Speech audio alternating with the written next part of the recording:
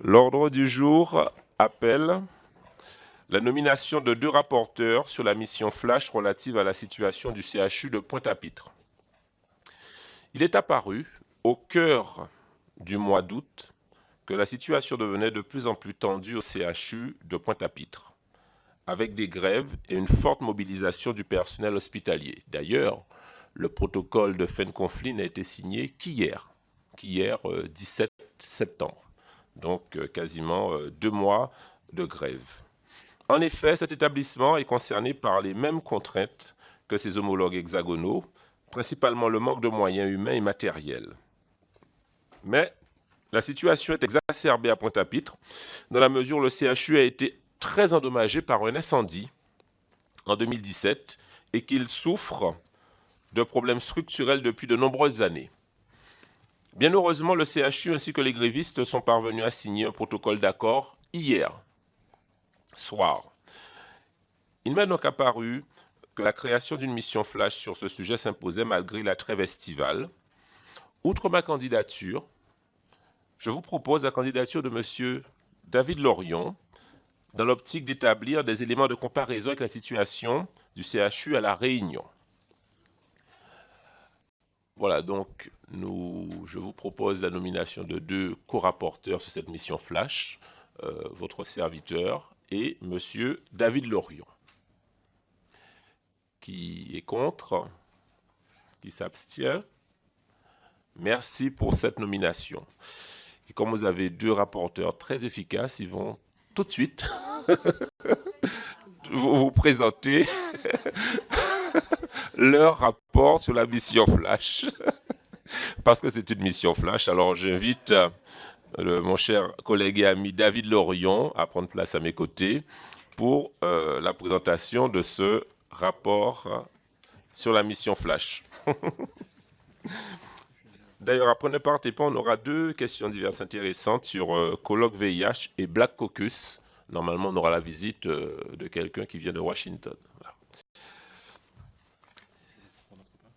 Oui.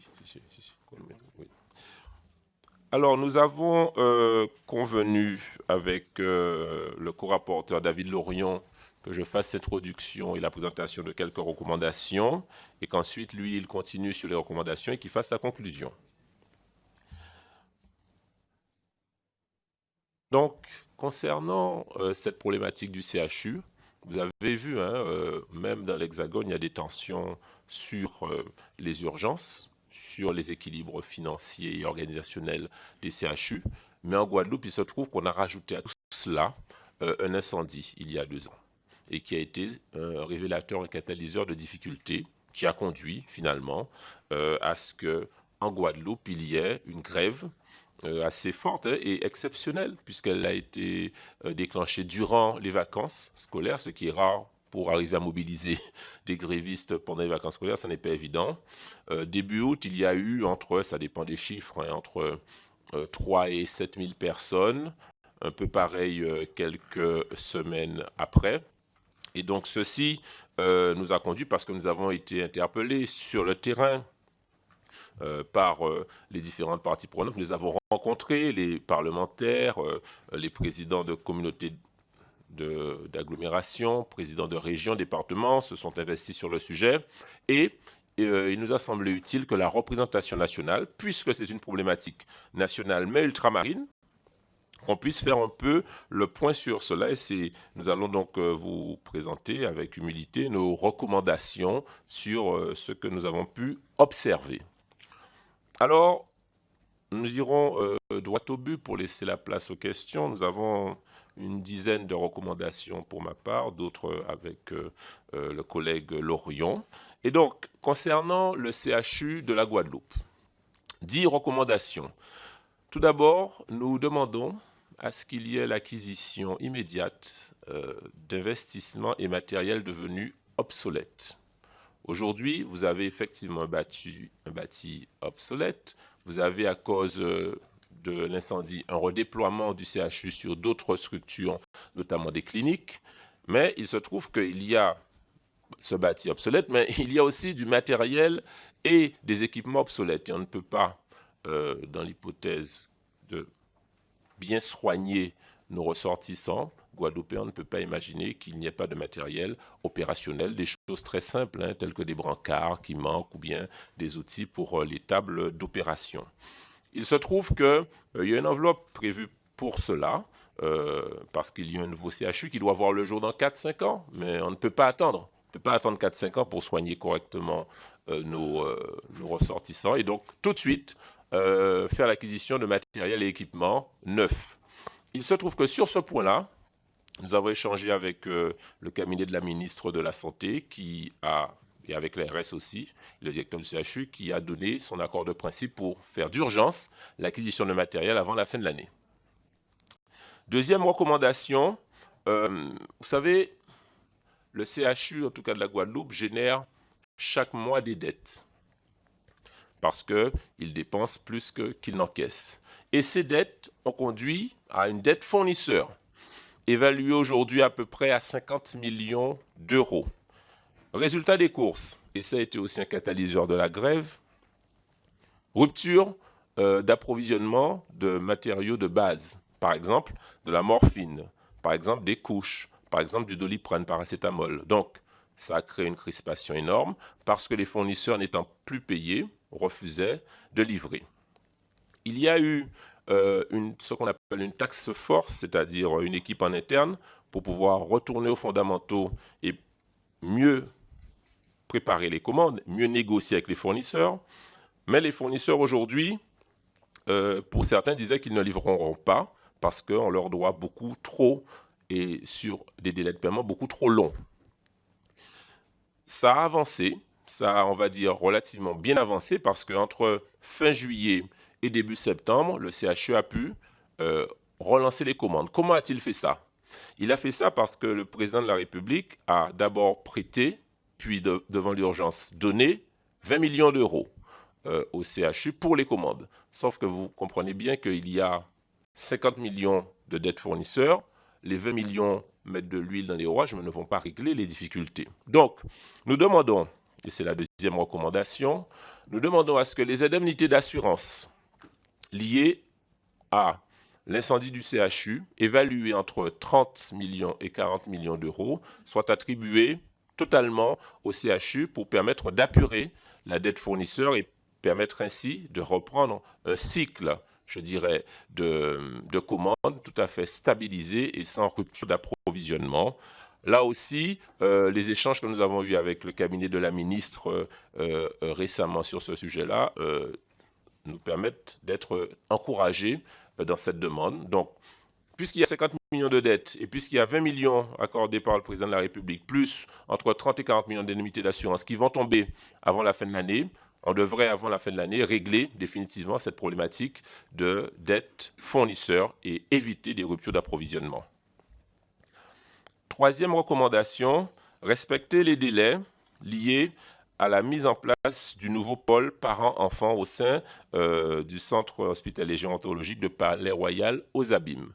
Puisqu'il y a eu l'incendie et puisque il a fallu redéployer, aujourd'hui, là où se trouve le pôle parents-enfants, polyclinique, ça n'est pas, disons, satisfaisant. Il y a des travaux à faire pour réinstaller ce pôle parents-enfants dans un espace centre gérontologique neuf à Palais-Royal qui sera tout près du nouveau CHU. Mais bref, il faut faire des travaux, il ne faut pas tarder à les faire. Et les délais aujourd'hui sur cela nous laissent penser que chacun et chacune doivent mettre les bouchées doubles pour respecter les délais annoncés. Quatrième recommandation, aujourd'hui, la tarification à l'activité, y compris en Outre-mer, mais aussi dans l'Hexagone, a tendance un peu à rendre un peu à la chaîne les travaux de tarification. Nonobstant le fait que tous les travaux doivent être facturés, mais la tarification à l'activité fait qu'on a perdu, semblerait-il, au moins en partie, ce n'est pas moi seulement qui le dis, c'est la direction générale de l'offre de soins, on a perdu la notion de qualité de soins, puisqu'on tarifie à l'activité, donc j'allais dire, pour simplifier, à la chaîne, et on a oublié la notion de tarification de la qualité. Et donc, il s'agit de pouvoir avoir une tarification liée non plus qu'à l'activité, mais aussi à la qualité des soins, en tenant compte des besoins réels des différents établissements, pourquoi pas, avec une dotation annuelle au-delà d'une tarification à l'activité. Et ça leur permettrait de ne plus poursuivre uniquement qu'un objectif de rentabilité quantitatif, mais de qualité de soins, c'est quand même la moindre des choses pour un CHU. Cinquième recommandation, les coefficients géographiques des départements ultramarins sont sous-évalués. Il faut les augmenter. C'est quoi ce coefficient géographique? À chaque fois que je facture un acte, et je sais qu'il y a des collègues ici qui se sont saisis très sérieusement de la question, à chaque fois que je facture, et je pense à la collègue Bello notamment, et d'autres, à chaque fois que je facture un acte, il est rémunéré en Outre-mer. Pourquoi? Parce qu'il y a le surcoût lié au personnel soignant qui ont une surrémunération, le surcoût lié à l'éloignement, le surcoût lié à l'immobilier, le surcoût lié à l'insularité. Et ces surcoûts sont variables en fonction des territoires. Ils ont été réévalués il y a 3 ans, mais 3 ans, c'est déjà loin. Nous demandons à ce que ce coefficient géographique soit réévalué. Et par exemple, pour la Guadeloupe, qui aujourd'hui a 1,27, la Réunion a 1,31, la Guyane a 1,29, nous demandons, selon les calculs faits avec les personnes auditionnées, un coefficient autour de 1,35 pour que nous puissions avoir le juste coût, le juste prix du surcoût lié à ces actes élaborés en Outre-mer. Donc, réévaluer le coefficient géographique qui permettrait d'augmenter les recettes pour éviter, parce que nous étions dans une situation où il y avait des problématiques d'urgence, de rupture d'approvisionnement, mais il y a des problèmes structurels au CHU.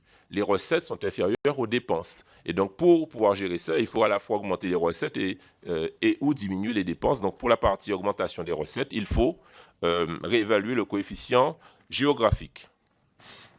Dans le même ordre d'idées, 6e recommandation, il y a ce qu'on appelle des missions d'intérêt général. Ce sont des missions qui prennent en compte des spécificités dans le traitement de l'activité de l'offre de soins, et il manque la prise en charge, ce qu'on appelle d'une mission d'intérêt général outre-mer qui prendrait en compte toutes les spécificités ultramarines. Alors récemment, il y a eu des différentes missions d'intérêt général qui tiennent compte notamment de l'augmentation plus importante dans nos territoires des maladies chroniques telles que le diabète, l'hypertension, mais il faut aller plus loin pour cette mission d'intérêt général et globaliser ceci à l'échelle de l'outre-mer. Passons maintenant aux problématiques structurelles, parce que l'incendie, je vous l'ai dit, en Guadeloupe, n'a été que le révélateur d'une situation structurelle en difficulté, déficitaire. Et aujourd'hui, il y a nécessairement ce qu'on appelle le COPERMO. Alors le COPERMO, c'est une instance administrative, interministérielle, qui, pour les établissements en difficulté, leur demande un petit peu d'expliquer comment ils vont redresser la barre.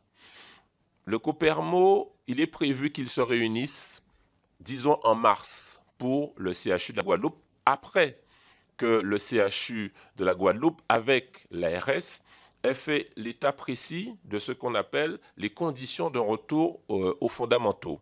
C'est quoi un retour aux fondamentaux? Pouvoir bien s'assurer qu'on gère le stock correctement, parce que parfois, aujourd'hui, il y avait des commandes sans visibilité du stock existant. Et ça peut créer quelques désagréments fâcheux.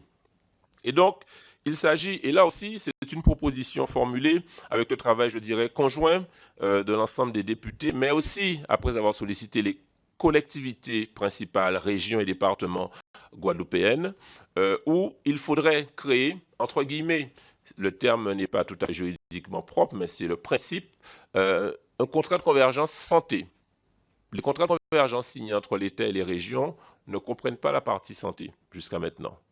Mais il faudrait qu'à l'issue de ce COPERMO où le CHU et l'ARS présenteront à cette instance leur vision à long terme de redressement du CHU, il faudrait que ceci soit sanctuarisé dans un contrat de convergence santé, spécial santé, avec l'État, bien évidemment, par l'intermédiaire du ministère de la Santé et des Solidarités, et les régions et les départements.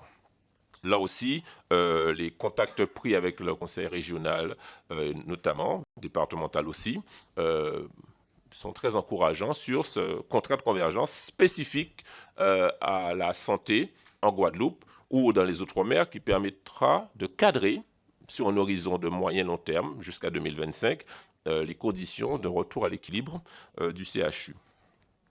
Alors, recommandation 8. Aujourd'hui, il y a, le directeur du CHU le dit, un sureffectif. Sur 3500 agents, il évalue ce sureffectif à 1100 agents.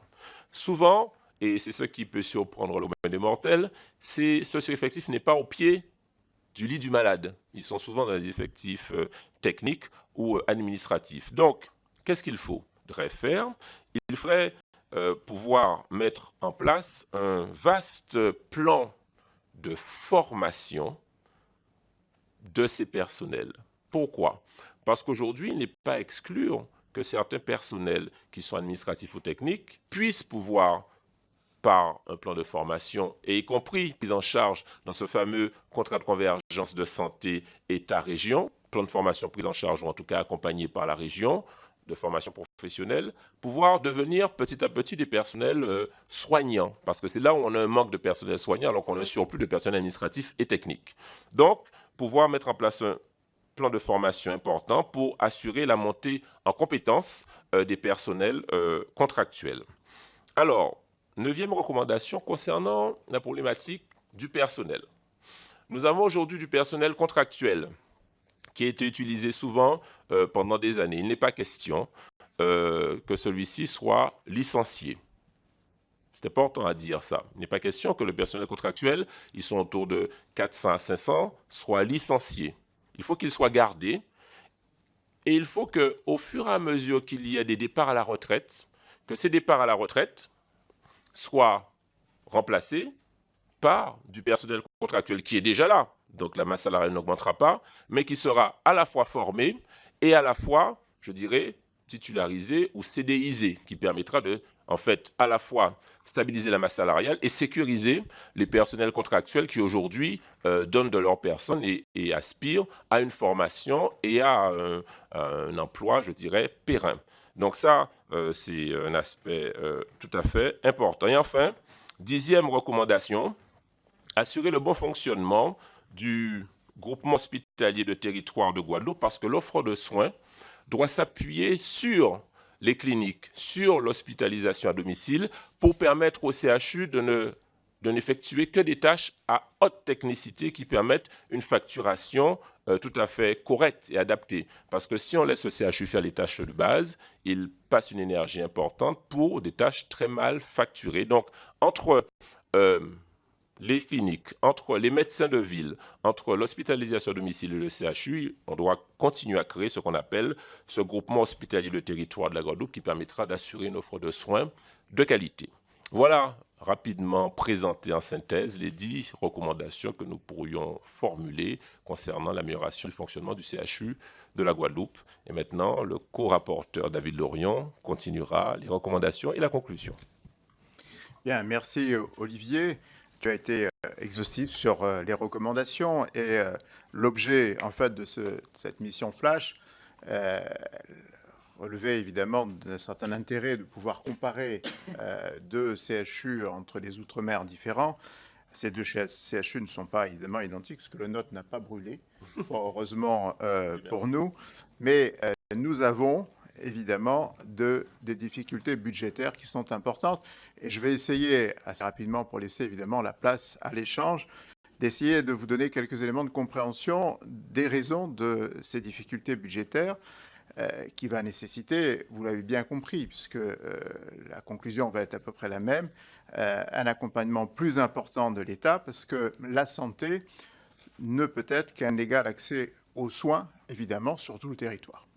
Alors, le CHU de La Réunion, c'est le 12e CHU de France sur 32, et avec un budget environ de 70 millions d'euros. C'est donc un grand CHU, ce qui fait partie évidemment de ce premier tiers des CHU de France, mais avec un budget en réalité fragile et dont on va retrouver une partie des raisons dans ce qu'Olivier a dit.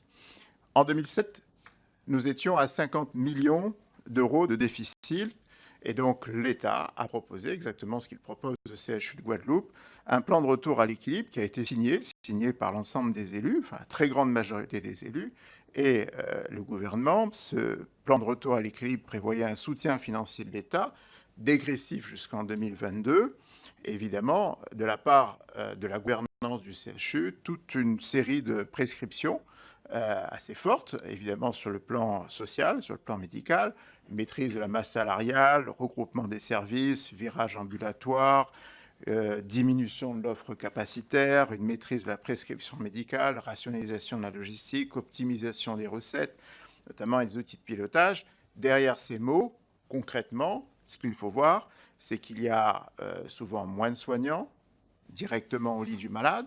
Lorsque vous appuyez sur la sonnette, souvent, il n'y a personne qui vient. Il y a aussi moins de lits et il y a aussi souvent plus de stress pour les patients parce que le regroupement de services signifie quelquefois que vous êtes obligé, évidemment, de ne pas partir à l'hôpital qui était à côté de chez vous, mais de déménager. En 2019, le déficit du CRHU a été ramené à 12 millions d'euros. Et donc, la trajectoire financière s'est donc nettement améliorée.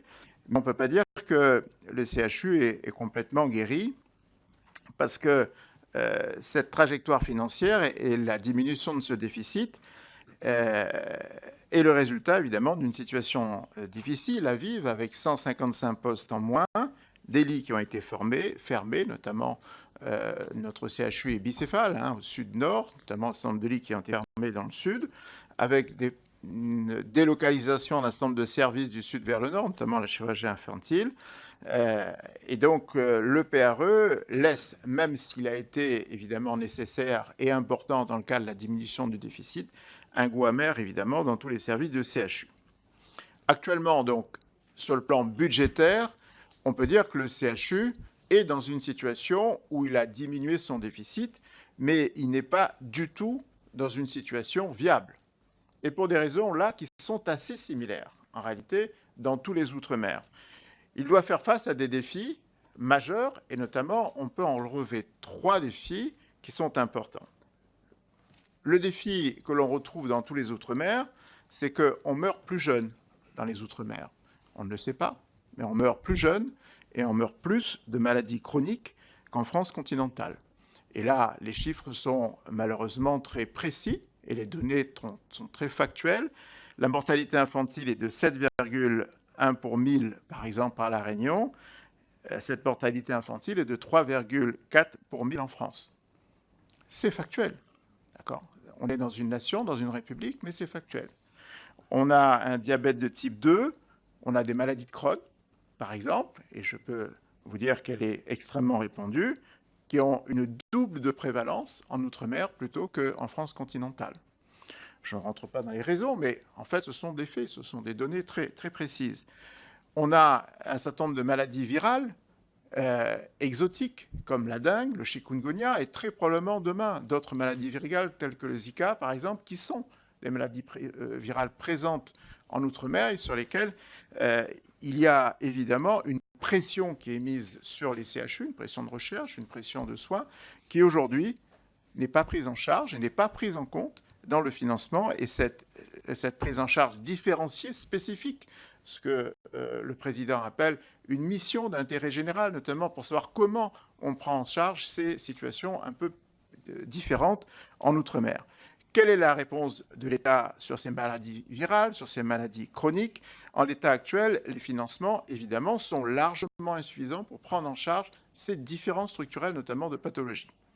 Le deuxième défi, qui est aussi important, et il y a les anciennes ministres d'Outre-mer qui connaissent ce problème, qui est un problème récurrent, qui ne date pas d'aujourd'hui, qui ne date même pas de l'incendie du CHU de Guadeloupe.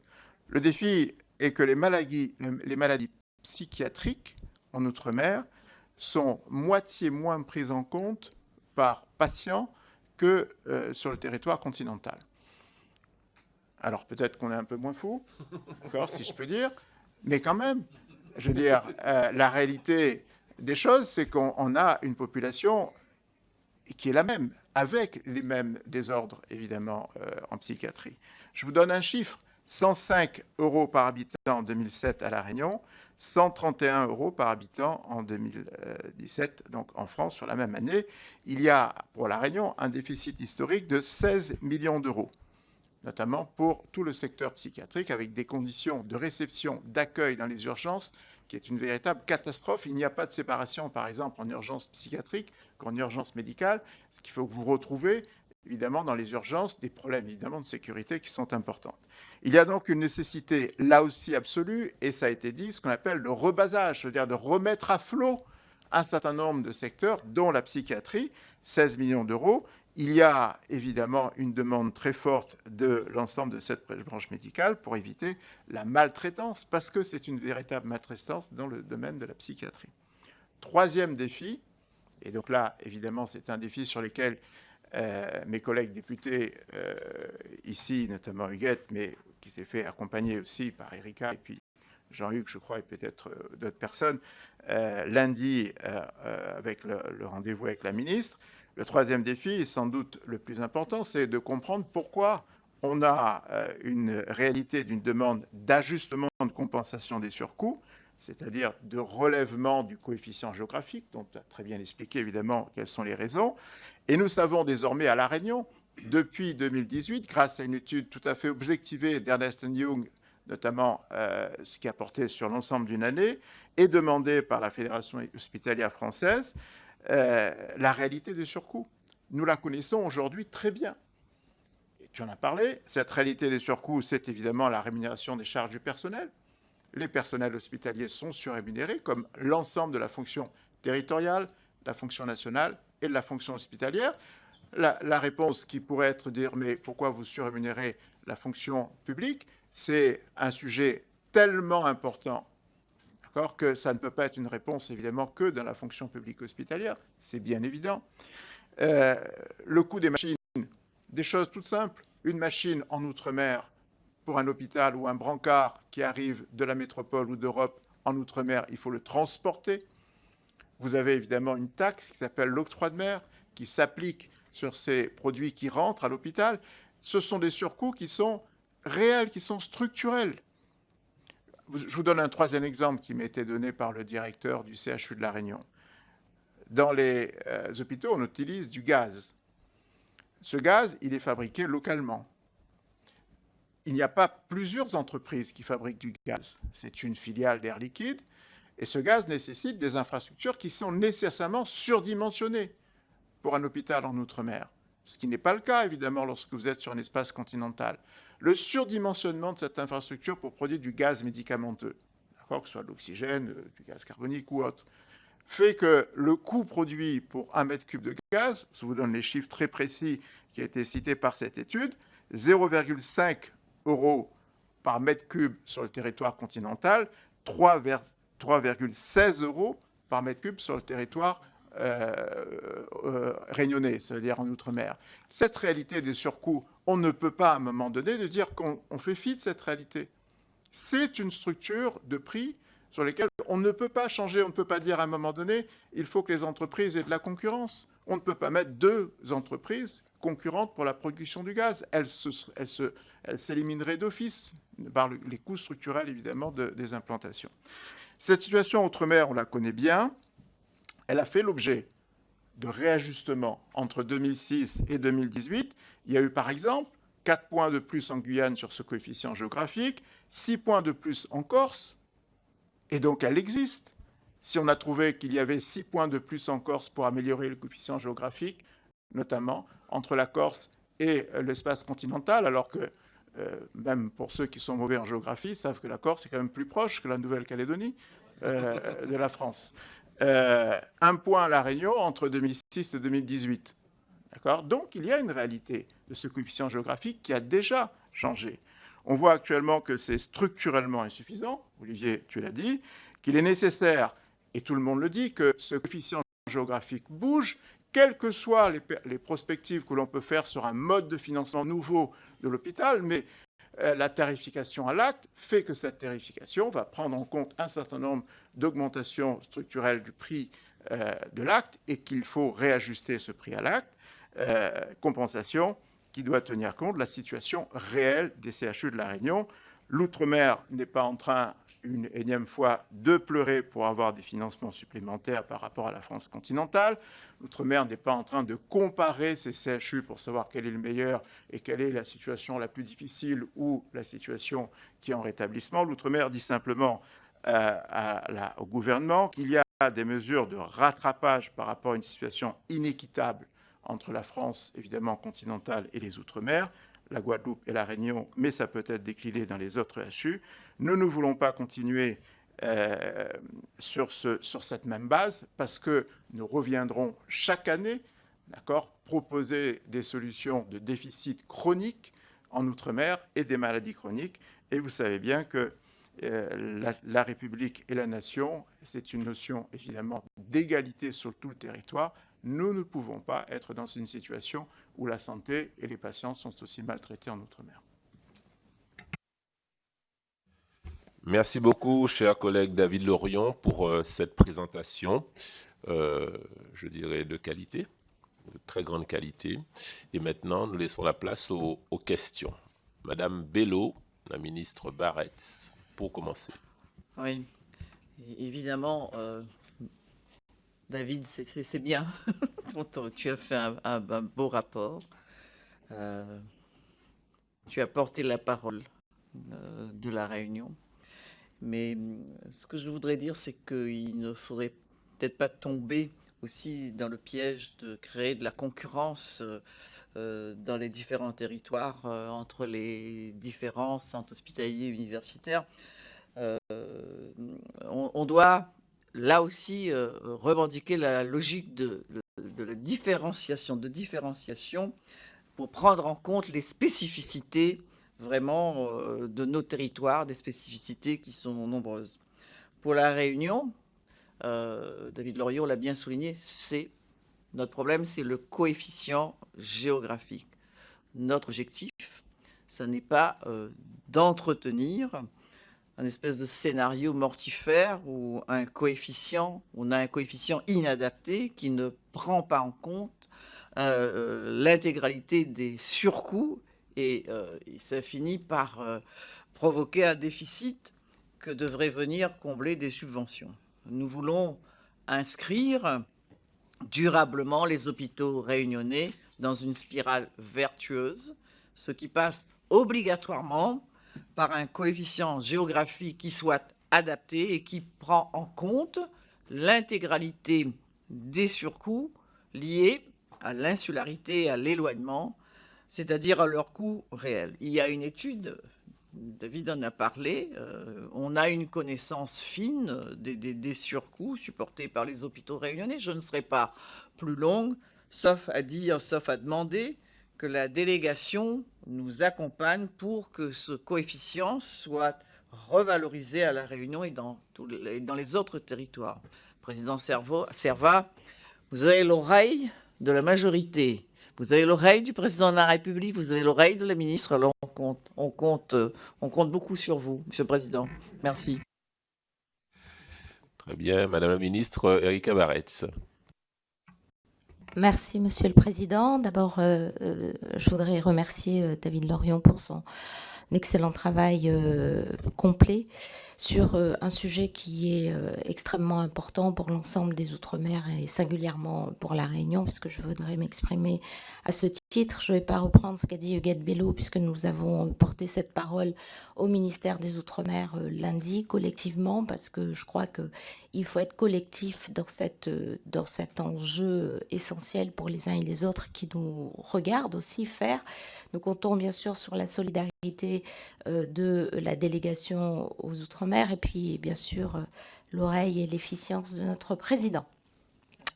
Mais je voudrais, revenir sur un aspect extrêmement violent qui cause beaucoup de souffrance, qui est la psychiatrie. Je sors tout juste de la réunion de la Commission des affaires sociales où les collègues ont présenté un rapport qui concerne la réorganisation de ce système, enfin de ce domaine au niveau national. Alors bien sûr que cette question, elle est nationale, mais c'est toujours pareil. Lorsque ça va mal au niveau national, on nous dit, mais regardez, ça va mal au niveau national, donc au final, ça va mal pour vous, donc ça va mal pour tout le monde. Ok, sauf que pour nous, c'est différent. Et je vais revenir sur les chiffres pour La Réunion, mais c'est vrai encore plus pour Mayotte, c'est vrai pour la Guyane, mais je prends pour La Réunion. La situation nationale, elle est très compliquée. Dans la prise en charge dans l'hôpital public, donc avant la prise en charge, il n'y a pas de suivi d'accompagnement. Pendant la prise en charge, il n'y a pas de prise en charge à la hauteur des besoins dans les temps sollicités par les malades. Et après la prise en charge, il n'y a pas de suivi. À La Réunion, si on prend les quelques indicateurs, nous sommes, alors qu'au niveau national, ça va mal, nous sommes en termes de taux d'équipement à 40% inférieur au niveau national. Sur de l'hospitalisation partielle, nous sommes à 50% en dessous de la moyenne nationale. Nous avons moins 20% en dotation de financement psychiatrique, qui est une boîte noire dans laquelle on ne sait pas comment les moyens sont répartis équitablement ou pas. Dans ce contexte plus difficile que la moyenne nationale, nous avons des indicateurs qui nous placent première. Hélas, région de France, en ce qui concerne la mortalité causée par les troubles psychiatriques et les suicides chez les jeunes de 15 à 24 ans, c'est la deuxième cause de suicide, ces problèmes psychiatriques, et c'est 2 fois plus qu'au niveau national. Alors, je le dis parce que le débat qu'il y a eu au niveau de la Commission des affaires sociales doit nous interpeller. Il y a un débat entre le président de cette commission d'évaluation et les 2 rapporteurs. Certains disent il faut revoir tout ça et puis il faut geler l'ouverture de lits publics. Je crois, mes chers collègues, que plus que certains collègues de la Commission des affaires sociales, il faut absolument que nous nous battions pour qu'il n'y ait pas de gel à des endroits où il n'y en a pas. Il n'y a pas d'équipement. Donc, il n'y aura pas d'innovation de prise en charge en psychiatrie pour les malades psychiatriques dans nos territoires ultramarins si nous n'avons pas d'équipement. Il faut que nous nous battions pour l'équité, pour l'égalité, pas l'équité, l'égalité, moi je porte pas l'équité, pardon, l'égalité, et que nous puissions avoir une répartition en péréquation juste. Je pense que le rattrapage, comme tu l'as dit sur l'ensemble des soins, vaut encore plus pour la psychiatrie. Il faut que nous soyons sur un rattrapage de mise à niveau en équipement, en personnel, pour que demain, nous puissions accompagner nos enfants, parce qu'il y a un problème en pédopsychiatrie, nos femmes victimes de violences pour la psychotrauma, ou les enfants victimes d'inceste, et puis sur l'ouverture des places en hôpital public. Voilà, je voulais dire que ce sujet qui est encore plus catastrophique que d'autres domaines en termes de santé publique dans les Outre-mer, nous devons le porter. Puis bien sûr, le sujet, c'est le coefficient géographique qu'il faut absolument changer pour La Réunion, parce que nous sommes en deçà de ce qui est supportable objectivement. Je vous remercie. Très bien. Alors, concernant le coefficient géographique, les discussions avec les différentes instances nous font comprendre qu'effectivement, c'est un sujet sur lequel on devra être tous ensemble et solidaires. Parce qu'il se pourrait que de leur côté, ils aient une vision en disant, bon, on a révisé il n'y a pas si longtemps que cela, en 2016, prenons le temps de voir, etc. Je crois qu'il faudrait qu'on puisse ensemble obtenir déjà une révision périodique, qu'on s'arrête sur une périodicité de révision de ce coefficient géographique, qu'on se mette d'accord aussi sur les critères de mesure de l'évolution de ce coefficient géographique, parce que le diable est dans les détails. Et donc, le collègue Lorient, prenant un exemple excellent sur le coût de la production d'oxygène, par exemple, ben voilà, il faut qu'on aille à ce niveau de détail. Ensuite, en même temps que c'est important, le coefficient géographique, en même temps qu'on doit, me semble-t-il, avoir une vision globale du financement des CHU. Pourquoi ? parce qu'on peut associer au coefficient géographique les missions d'intérêt général, outre-mer. On peut y associer aussi, pourquoi pas, une dotation annuelle en fonction des besoins réels des établissements. L'important au final, c'est que nos CHU aient les moyens d'avoir une santé de qualité. Mais on ne peut pas faire l'économie, effectivement, de tenir compte de la différenciation ultramarine liée aux spécificités ultramarines. Et moi, j'en suis convaincu, mais à mon avis, dans une approche globale pour arriver à notre objectif, c'est-à-dire le bon financement de nos CHU. Le coefficient géographique est une porte d'entrée, mais il y en a d'autres. Les missions d'intérêt général et la dotation globale de fonctionnement des besoins réels des établissements.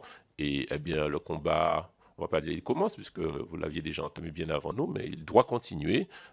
Et au niveau de la délégation, donc on prendra... Il court, absolument.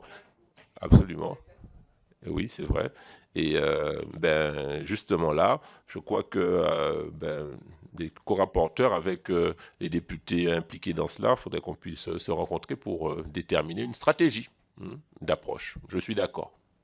Et l'oreille ne suffit pas. Il faut l'oreille, le cœur, la tête, les jambes, tout. Monsieur le Président, c'est vraiment le temps qui est court pour prendre en considération cela. Parce que Message reçu. Sur la psychiatrie, clairement, et je crois que personne ne nie le fait qu'en Outre-mer, la psychiatrie, c'est une catastrophe. Y compris les médecins psychiatres, y compris l'ARS, y compris tout le monde, en tout cas pour le territoire d'où je viens. Et la ministre a très bien dit, comment geler quelque chose qui n'existe pas. Hein? Donc, au moins là, je suis assez optimiste parce que tout le monde a conscience que c'est une vraiment insuffisance grave, la gestion de nos problématiques psychiatriques en Outre-mer. Et je sais qu'ils veulent rattraper. Donc je pense que ce sera l'occasion peut-être de prolonger notre action à l'issue de ce rapport dans cette commission ad hoc que l'on va constituer sans tarder. Je voulais juste rajouter quelque chose, c'est qu'il y a une étude en ce moment qui s'appelle Santé d'homme, qui est en cours. Cette étude Santé d'homme, il faut qu'on s'y intéresse pour mettre en place les bons critères, de manière à objectiver vraiment les demandes qu'on va faire. Il y a ce rapport Ernst & Young, mais il y a aussi les données de l'INSEE aujourd'hui, qui sont des données très fiables, notamment sur les coûts des matériaux, sur le nombre de cas de chic ou de dingue. Et donc, on a un ensemble d'arguments pour montrer que les financements des CHU, qui sont des CHU jeunes, sur lesquels il y a encore des efforts de structuration, d'amélioration, d'agrandissement quelquefois, de regroupement de services, de création de services quelquefois, avec une autre donnée dont on n'en a pas parlé, mais qui existe aussi en Guyane ou en Guadeloupe, mais qui existe à La Réunion, c'est qu'on accueille aussi des populations, notamment qui viennent des îles voisines, de Madagascar, de Mayotte, des Comores, parfois de l'île Maurice, parfois même d'Afrique, qui viennent évidemment se faire soigner là où le CHU est de meilleure qualité dans l'océan Indien, et qui coûtent, au-delà de l'aspect humanitaire qui est évidemment important, mais qui coûtent, parce que lorsque des gens de Mayotte ou des Comores viennent au CHU de La Réunion, c'est pour des pathologies graves, en général. Et donc, c'est une situation qui grève encore le budget du CHU, qui n'avait pas été prise en compte, qui commence à être prise en compte, évidemment, dans le coût du CHU, mais qui est une réalité, évidemment, financière importante. Donc, nous avons un certain nombre d'arguments aujourd'hui. Nous avons une task force politique sur ce sujet, que ce soit aux Antilles, que ce soit dans l'océan Indien, ou peut-être d'autres CHU. Nous avons des arguments pour démontrer que la situation n'est pas bonne, globalement, en Outre-mer, que ce soit sous forme de subventions, de coefficients géographiques, mais en tout cas, la situation n'est pas bonne pour la santé Outre-mer, et nous pouvons évidemment obtenir des améliorations si le gouvernement a un peu d'écoute dans ce domaine. Dernière question, la collègue, Madame la députée Laurence Trastour-Isnard. Merci, Monsieur le Président. Je voudrais d'abord vous remercier pour la qualité de votre rapport, que ce soit David Lorion ou Olivier Servat. Ma question porte sur le déficit en médecins. Vous avez évoqué le manque d'attractivité du CHU et le manque de médecins aux urgences, puisqu'ils sont passés de 16 à 4 médecins. Est-ce que vous avez dans vos préconisations justement pu mettre en avant la possibilité d'être plus attractif au niveau des CHU pour pas que les médecins partent tous dans le privé et que les CHU se retrouvent sans aucun médecin pour exercer au moins les urgences, voire, je dirais, les services qui demandent plus de compétences et qui demandent des chirurgiens spécialisés ou des médecins spécialisés. Je vous remercie. C'est une question fondamentale. Les médecins ne viennent dans des CHU que s'il y a des conditions qui leur permettent d'exercer sans qu'ils remettent en cause leur assurance en tant que médecin. Ce n'est pas une question d'argent. En tout cas, pour le territoire d'où je viens, les médecins, quand ils y sont, ils gagnent très très bien leur vie. C'est pas qu'une question d'argent, parce qu'ils sont extrêmement bien rémunérés et le CHU de la Guadeloupe a mis en place des conditions dérogatoires pour attirer les médecins. Pourquoi ne viennent-ils pas? Ils ne viennent pas parce que l'ambiance sociale est à améliorer. Ils ne viennent pas parce que le matériel dont ils disposent n'est pas à la pointe. Ils ne viennent pas parce qu'il n'y a pas un maillage entre les cliniques et les médecins de ville qui leur permettent d'exercer en toute sérénité. Une des pistes, c'était la première recommandation, c'est de dire il faut faire l'acquisition d'urgence. Et ça, le ministère est d'accord, de matériel de haut niveau, très rapidement, pour que les médecins puissent utiliser les dernières technologies et que ce soit une source d'attractivité parce que ces matériaux nouveaux, eh bien, ils permettront d'attirer des médecins de nouvelle génération qui seront intéressés par utiliser ces matériels nouveaux, qui n'existent peut-être pas dans d'autres CHU. Donc ça, c'est un critère d'attractivité. Il faut que l'ambiance sociale soit apaisée. Il y a eu quelques parfois tensions entre médecins et autres personnels du CHU, en tout cas en Guadeloupe. Heureusement que la grève a trouvé son épilogue parce que ça n'est pas une source d'apaisement. Et enfin, on ne peut pas manquer de matériel au quotidien, tel que de la morphine et des couches, et pouvoir exercer sereinement. Donc là aussi, il fallait que les ruptures d'approvisionnement soient arrêtées. Mais là, ça fait référence à une problématique plus générale de la formation des médecins. Là, le ministère a changé récemment, mais pour former des médecins, ça prend 10 ans. Donc les effets, c'est dans 8 ans, 9 ans. Et ça, c'est une problématique nationale. Les déserts médicaux en Guadeloupe et à La Réunion, vous l'avez évoqué, sont déjà en manque de médecins en Hexagone, en Outre-mer, c'est pire. Et donc, il faut créer des conditions d'attractivité telles que celles que l'on a vues là, parce que sinon, ils ne viendront pas. Et le pire, c'est que nous avons des jeunes médecins ultramarins qui sont formés chez nous. La moitié ne veut pas revenir. Parce qu'ils estiment que les conditions pour exprimer leur art à un niveau satisfaisant ne sont pas réunies. Oui, juste un mot quand même là-dessus sur le dernier. Cet après-midi, vous avez un jeune réunionnais qui s'appelle Loukman Omarji, qui passe sa thèse notamment de professeur universitaire et professeur hospitalier, qui souhaite évidemment rentrer à La Réunion pour travailler. Mais il faut des créations de postes. Il faut à un moment donné quand même que les postes PUPH soient aussi créés. Si vous regardez le nombre de postes PUPH dans les CHU de La Réunion, pourtant le U de CHU signifie hospitalier, donc on a des professeurs universitaires, le nombre est très faible. Et ça ne correspond pas évidemment ni à des possibilités de faire des demandes de jeunes réunionnais pour La Réunion, de pouvoir entrer dans des spécialités, avec évidemment une condition, c'est que vous n'attirez pas des mouches avec du vinaigre. Et donc, lorsque vous voulez créer des spécialités en Outre-mer, forcément, les conditions ultramarines font que les médecins sont aujourd'hui surrémunérés. C'est la réalité des faits, pour qu'ils viennent travailler en Outre-mer, de 40%, d'accord, alors que le personnel administratif est surrémunéré à 53%. Donc il y a une réalité de la surrémunération des Outre-mer pour le personnel médical, pour des médecins, avec, tout le monde le sait ici, pour ceux qui sont dans des CHU, avec des conditions d'accueil, notamment de rendez-vous privés au sein des CHU, qui sont bien au-delà de ce qu'on pratique évidemment dans le territoire continental.